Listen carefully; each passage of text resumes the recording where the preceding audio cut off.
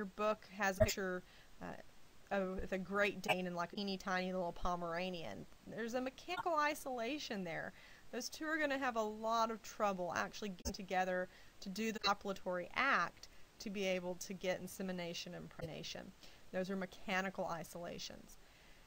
And then there's gametic isolation. Not every egg and sperm are compatible. And so if the sperm is unable to fertilize the egg, obviously you're not going to get fertilization. And then what we were talking about with the mules and the ligers. The hybrids are infertile.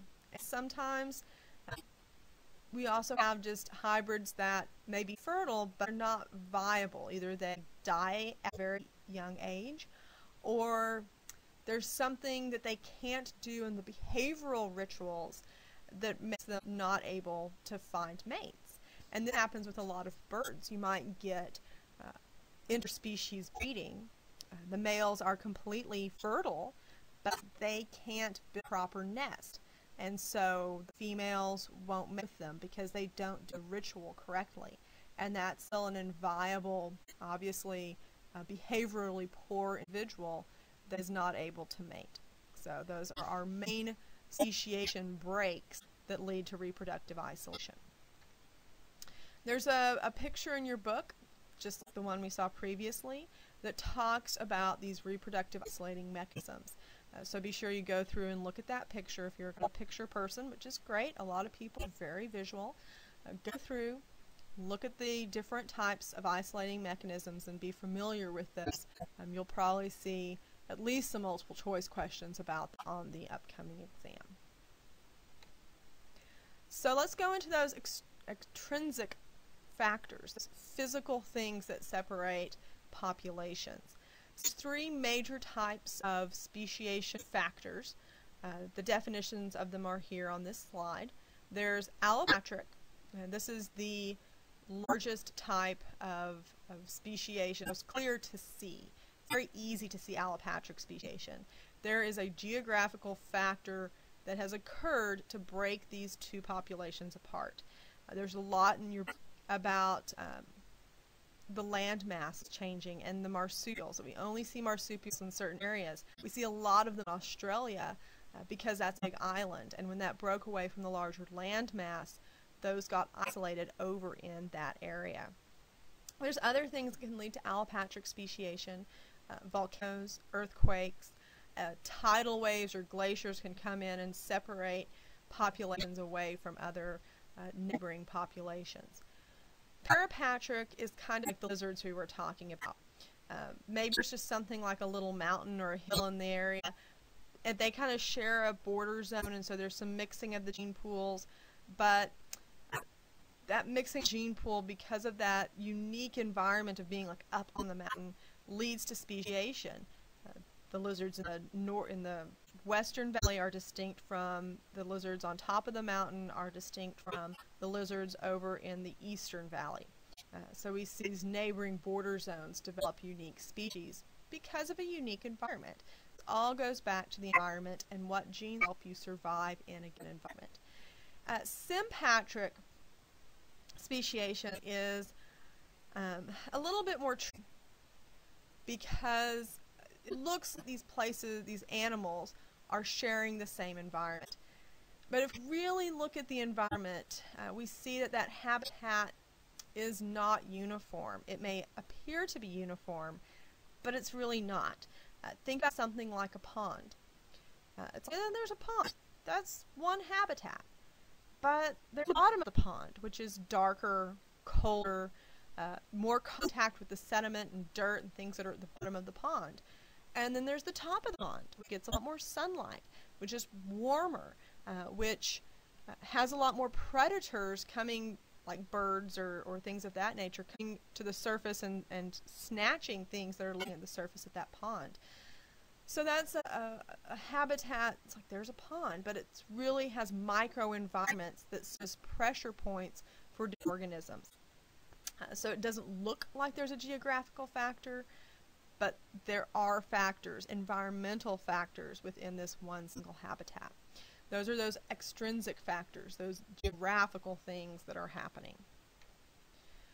So now we're going to jump to chapter 15 and actually talk about some more things with evidence for evolution.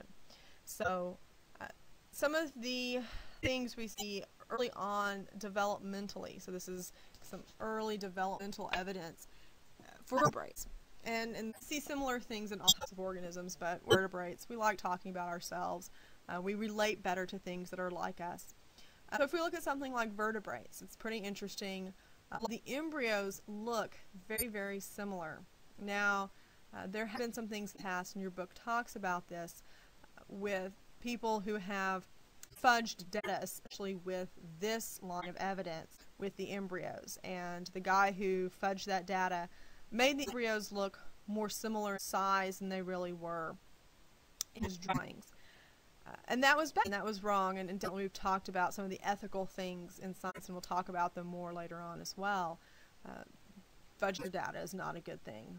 We've seen that with the guy who has been disproven as far as his work is concerned with the autism link to vaccines. But with better technology now, we've been able to go in, take images and pictures of different embryos, real-time pictures, and see that where they may be different sizes at different developmental points, they do still share common things like a post-natal tail and pharyngeal slits, kind of like little gills. And so even humans have these pharyngeal slits early on in embryonic development, same as a dog, the same as a fish. All of these different vertebrates share this common embryonic development.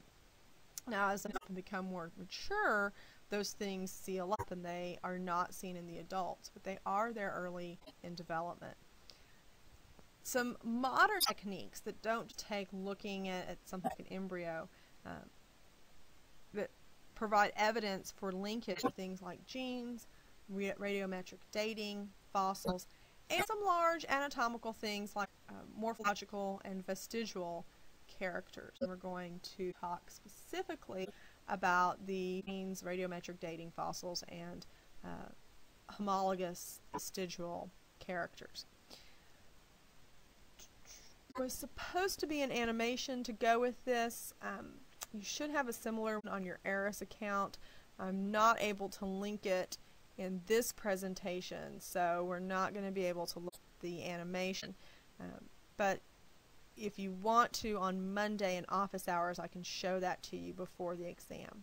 So let's talk about fossils and radiometric dating, and then we've got another slide to go through genes and the different characters. So radiometric dating will be a little bit of a bridge in chapter 2, which is the next place that we're going. So hopefully you'll see the connective thread between all the different parts of the discipline. So radiometric dating has to deal with naturally occurring radioactive elements. People hear radioactive and they freak out and they think that's bad. We're surrounded by radioactive things all the time. You walk outside, you're exposed to radioactive elements, and they're in so low levels that it doesn't matter. We consume low levels of radioactive elements in our food. It's fine. Our body can't tell the difference, and it just incorporates them like any other element. And so radioactive elements are not bad things. They're natural things. If they are present in extremely high concentrations, or they're extremely rare elements that our body doesn't normally use, then they can be bad. But we're talking about normal, natural things here. One of the most common radiometric dating elements is carbon. Well, we're carbon-based organisms. We get exposed to radioisotopes of carbon in our food, in the air, things like that.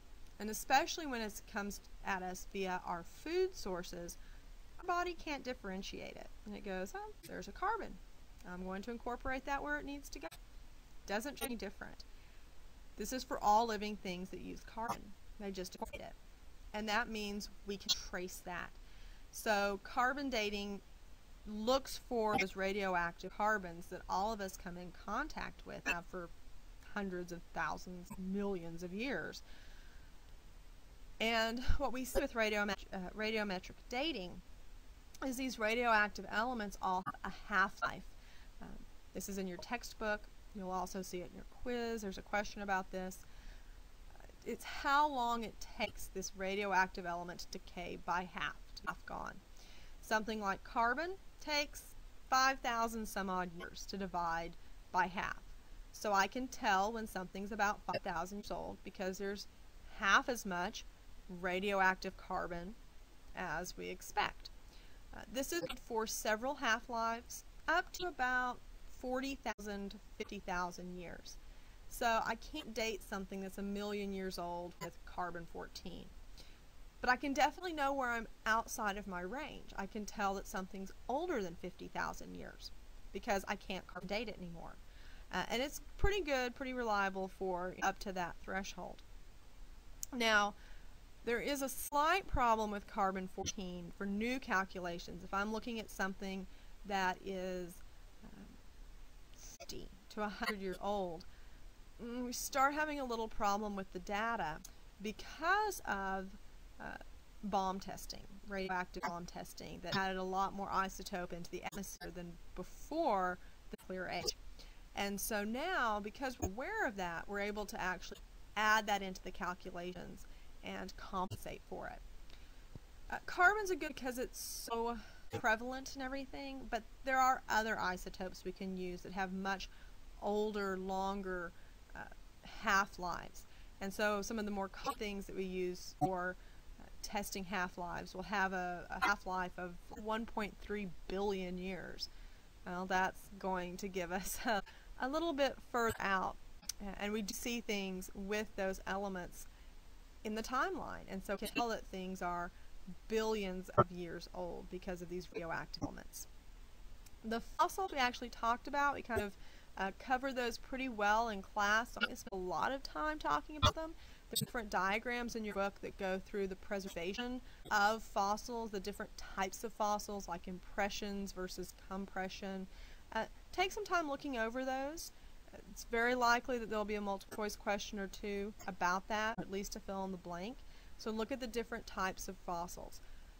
For whatever fossil we're talking about, whether it's a compression, an impression, one that has been replaced, complete tissue's been replaced by sediment or minerals, the right conditions have to be in place. We had the cow example.